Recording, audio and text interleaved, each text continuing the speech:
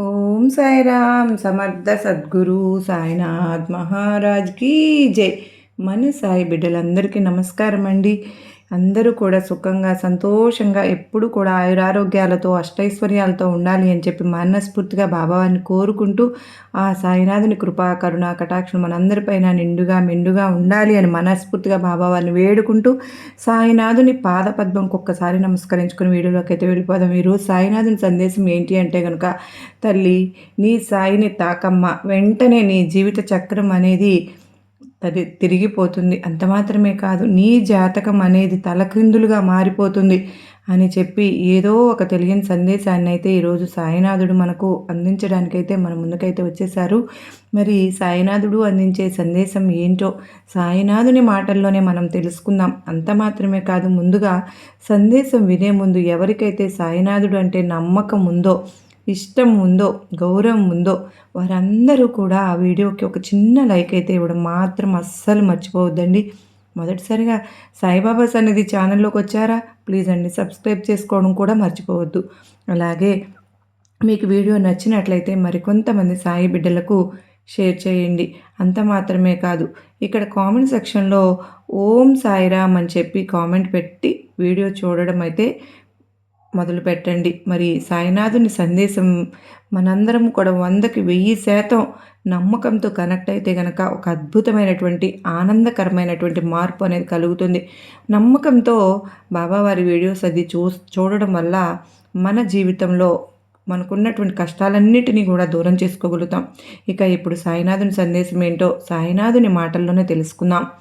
బిడ్డ, జీవితంలో ఎన్నో రకాల ఇబ్బందులతో ఇప్పటికే నువ్వు సతమతమైపోతూ ఉన్నావు. మరి ఇలా సతమతమవుతూ ఉన్న సమయంలో నీ మనసులో ఒక అలజడి అనేది మొదలవుతుంది. ఆ అలజడి ఏంటి అంటే కనుక, నాకు ఎక్కడి నుంచి అయినా సరే కానీ అకస్మాత్తుగా కలిసి వస్తే బాగుంటుంది, లేదా నేను చేసిన పనికి అంటే ఏదైతే నేను ఇప్పుడు పని చేస్తూ ఉన్నానో ఆ పనికి నాకు అధికమైనటువంటి లాభం వస్తే బాగుంటుంది, అప్పుడైనా నా కష్టాలు దూరం అవుతాయి, నా బాధలు దూరం అవుతాయి అని చెప్పి అనుకుంటూ ఉన్నావు కదూ తల్లి. అయితే ఇప్పుడే నేను నీ యొక్క జాతక చక్రాన్ని పూర్తిగా తిరగరాయిపోతున్నానమ్మా. దీనితో నీ యొక్క కష్టాలన్నీ కూడా తీరిపోతాయి. అది ఎలాగో ఈ చిన్న కథ ద్వారా చెప్తాను, జాగ్రత్తగా విని తెలుసుకో. ఒక ఊరిలో ఒక యువకుడు ఉన్నాడు.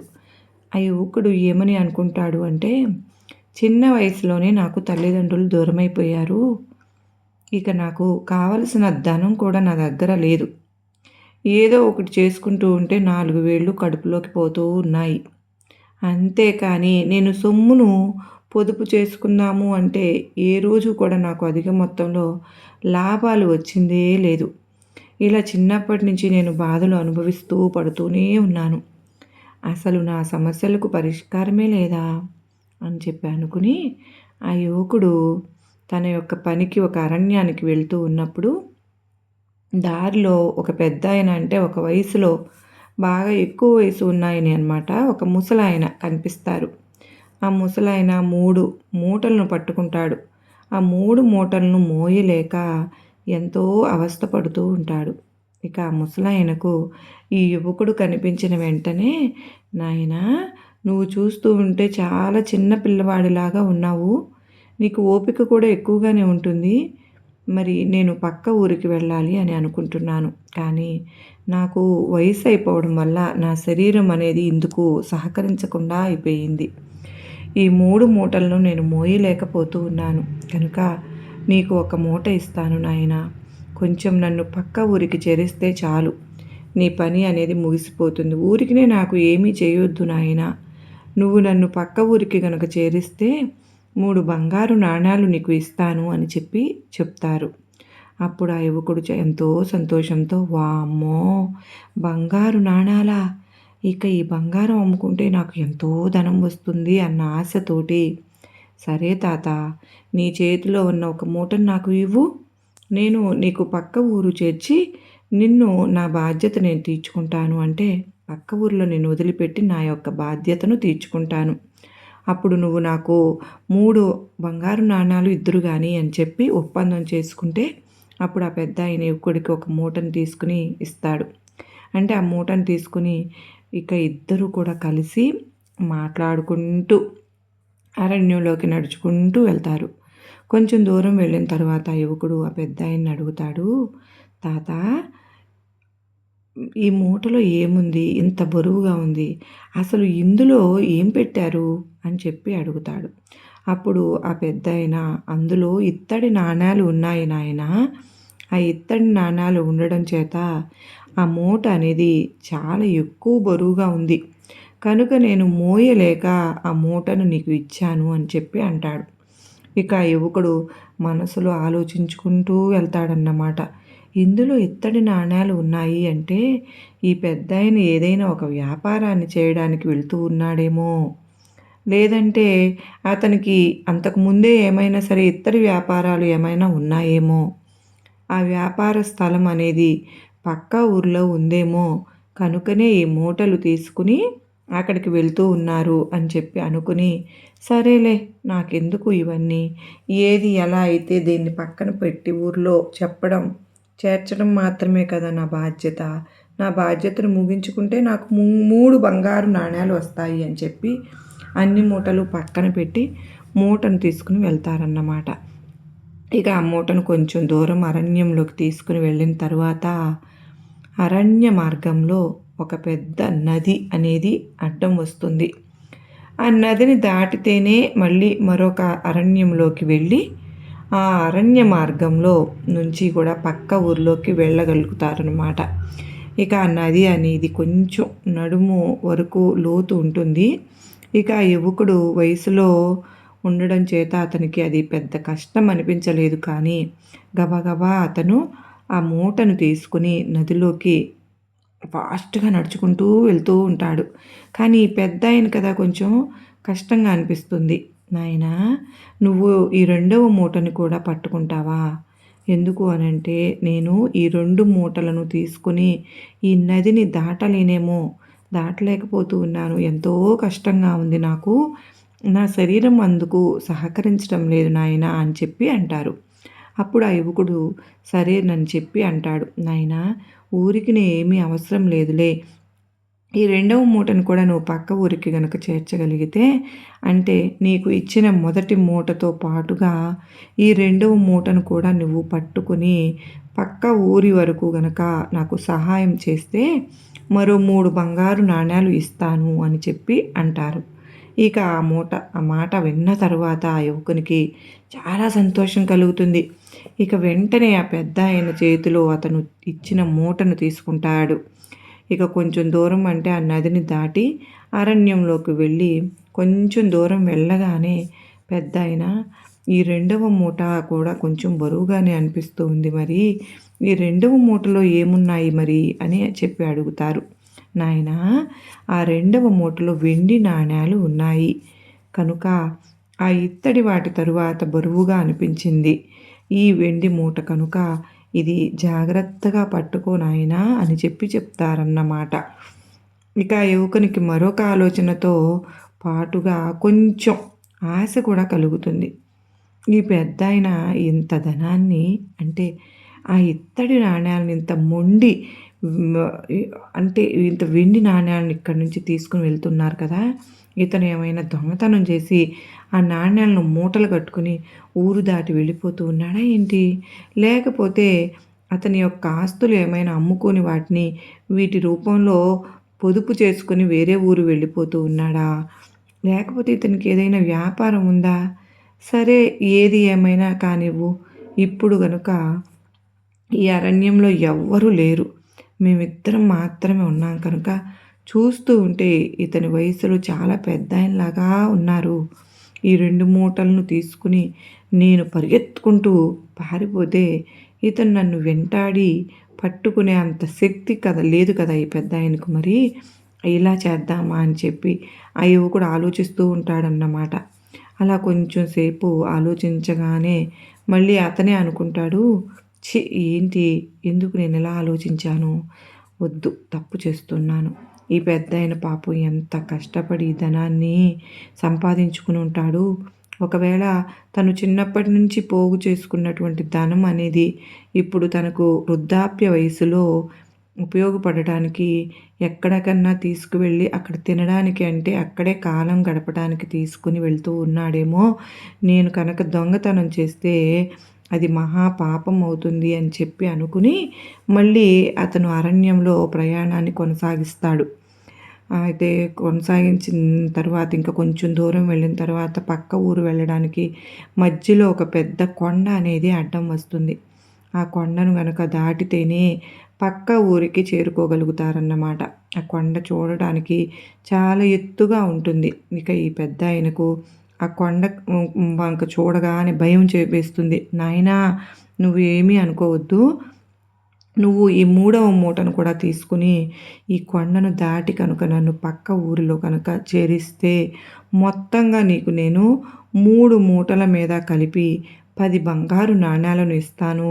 నేను ఈ కొండను గనక దాటటం మూటను ఎత్తుకుని అసాధ్యమైపోతుంది కనుక ఈ చిన్న సహాయము నాకు చేసి పెట్టు నాయనా అని చెప్పి ఆ పెద్దాయన ఆ యువకుడిని అడుగుతాడు. అప్పుడు ఆ యువకుడు 10 బంగారు నాణేలు అనేసరికే చాలా ఆశతోటి సరే అని చెప్పి ఆలోచించకుండా ఆ మూటను కూడా తన భుజాల మీద ఎత్తుకుంటాడు.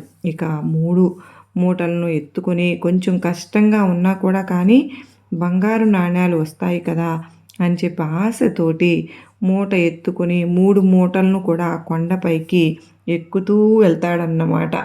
ఇక ఆ కొండ మీదకు సగం దూరం ఎక్కిన తర్వాత మళ్ళీ ఆ యువకుడికి పెద్దాయన్ని అడుగుతాడు. పెద్దాయన యువకుడితో పాటు సమానంగా కొండను ఎక్కుతా ఉంటాడు. ఎందుకంటే పెద్దాయన చేతిలో ఏ మూటలు లేవు కదా, ఖాళీ మనిషి కదా, కనుక యువకునితో సమానంగా ఎక్కగలుగుతూ ఉంటాడనమాట. ఇక కొంచెం దూరం వెళ్ళిన తర్వాత యువకుడు పెద్దాయన్ని అడుగుతాడు. తాత, ఈ 3వ మూటలో ఏముంది? ఇది కూడా బరువుగానే అనిపిస్తోంది అంటాడు. నాయనా, ఈ మూటలో బంగారు నాణేలు ఉన్నాయి. అందులో ఇత్తడి 2వ మూటలో వెండి, 3వ మూటలో బంగారం. మూడింటిలో కూడా నాణేలు ఉన్నాయి అవి అని చెప్పేసరికి ఆ యువకునికి వామ్మో, మూటడు బంగారు నాణేలా? ఇది ఇంకా మామూలుగా వదిలేస్తే కుదరదు. అసలు ఇంత ధనం ఇక్కడికి ఇతనికి ఎక్కడి నుంచి వచ్చింది? నేను ఇప్పుడు ఈ 3 మూటలను తీసుకుని వెళ్ళిపోతే ఇతను నన్ను ఏం చేస్తాడు? నన్ను ఏం చేయగలుగుతాడు? ఇక ఈ 3 మూటల్లో ఉండే ఈ నాణేలను కనుక నేను అమ్ముకుని సొమ్ము రూపంలో గనక దాచుకుంటే బ్రతికినంత కాలం కూడా ఏ కష్టము చేయకపోయినా కానీ ఆనందంగా కూర్చుని తినవచ్చు. ఇక నా జీవితంలో బాధలు అనేవి లేకుండా పోతాయి. ఆనందంగా నేను గడపవచ్చు అని అత్యాశతోటి ఆ ముసలాయన్ని కొండ మీద నుంచి కిందకి నెట్టేసి 3 మూటలను తీసుకుని పరుగు పరుగున వేరే ఊరికి అతను వెళ్ళిపోతాడనమాట. ఇక కొంచెం దూరం పరిగెత్తిన తర్వాత వెనక్కి తిరిగి చూస్తాడు. ఆ వెనక్కి తిరిగి చూసినప్పుడు పెద్దాయన జాడ కూడా ఆ యువకునికి కనిపించదు. ఇక ఎవ్వరూ ఇక్కడ లేరు అనుకుని కూర్చుని ఆ 3 మూటల్ని ఉప్పదీస్తాడు. 3 మూటల్ని ఉప్పదీసిన తరువాత 3 మూటలలో కూడా ఇనుము ముక్కలు అనేవి ఉంటాయి. అతనికి చాలా ఆశ్చర్యం వేస్తుంది. ఇదేంటి, ఇత్తడి అన్నాడు, వెండి అన్నాడు, బంగారం అన్నాడు, కానీ ఇనప ముక్కలు ఉన్నాయి ఏంటి?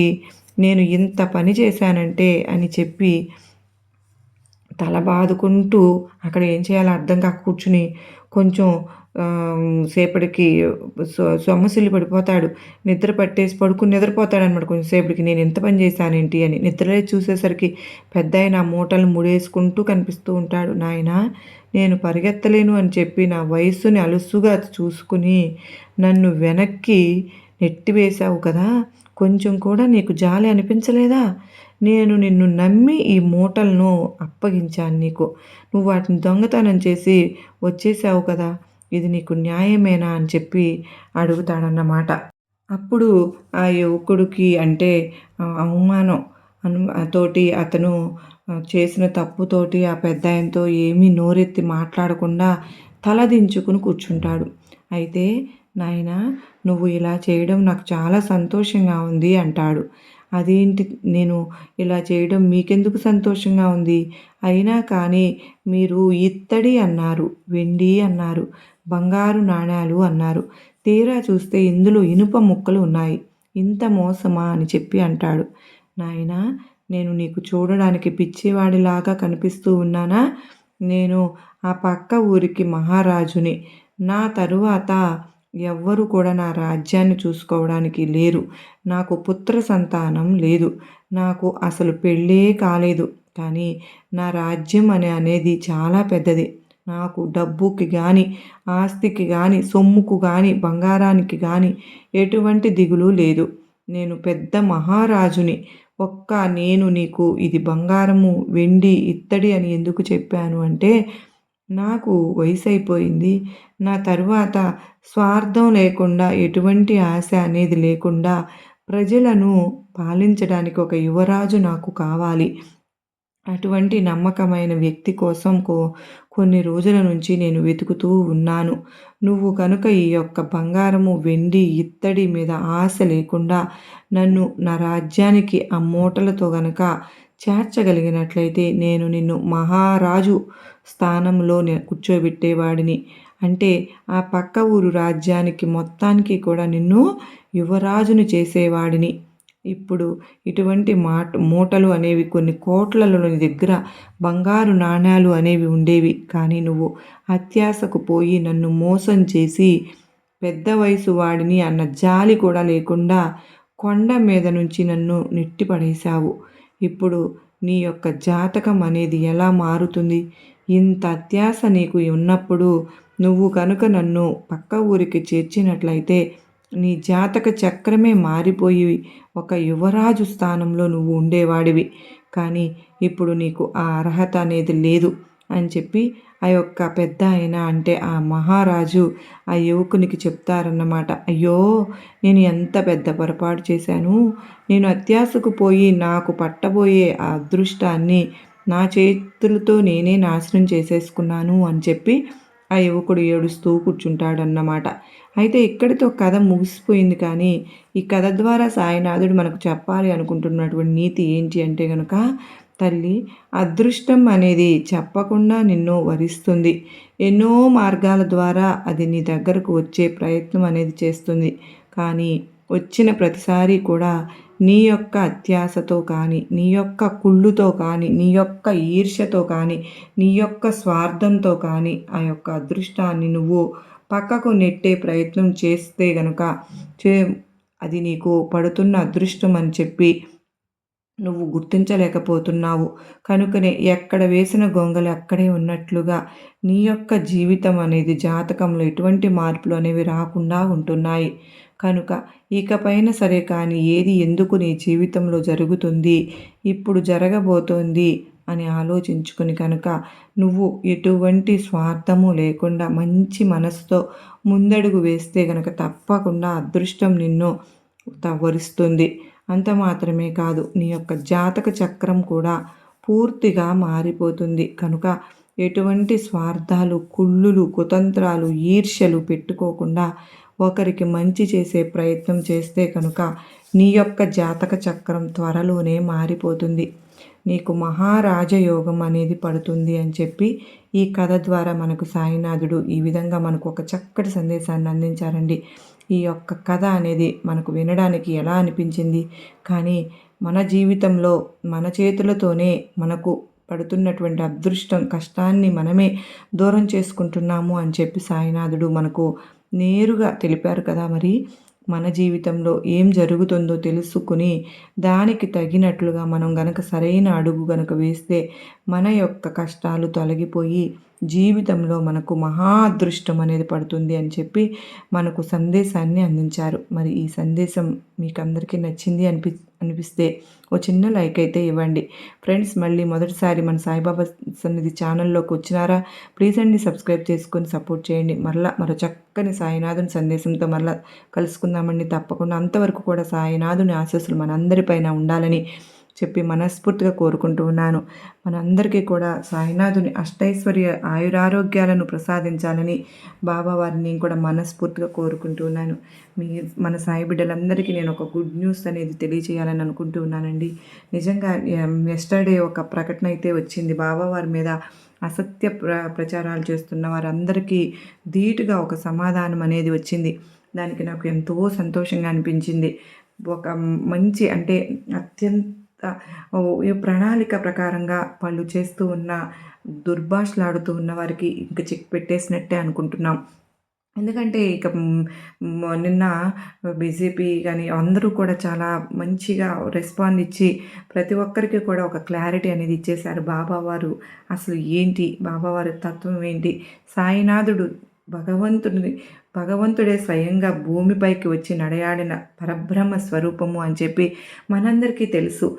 అయితే బాబావారికి స్పష్టత అనేది ఇలాగ మాట్లాడే వాళ్ళందరికీ కూడా చెక్ పెట్టేసినట్టయితే ఇక మార్పు అనేది మొదలైపోయింది. దీనికి చాలా సంతోషంగా ఉంది. మీరందరికీ కూడా సంతోషపడతారని తెలియజేస్తున్నాను. సర్వే జనా సుఖినో భవంతు. లోకా సమస్తా సుఖినో భవంతు.